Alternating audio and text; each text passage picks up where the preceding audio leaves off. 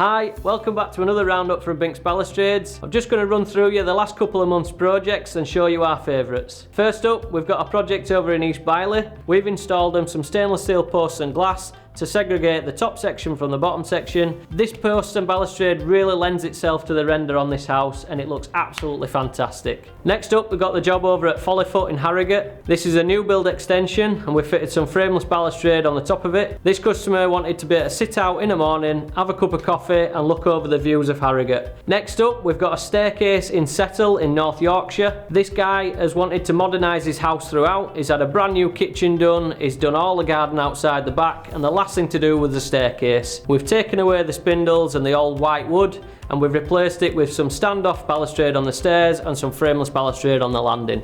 And finally, we've got the job over at Ilkley. This is my favourite from the last couple of months. This couple had a 6-foot high fence in the garden which split the top section from the bottom section.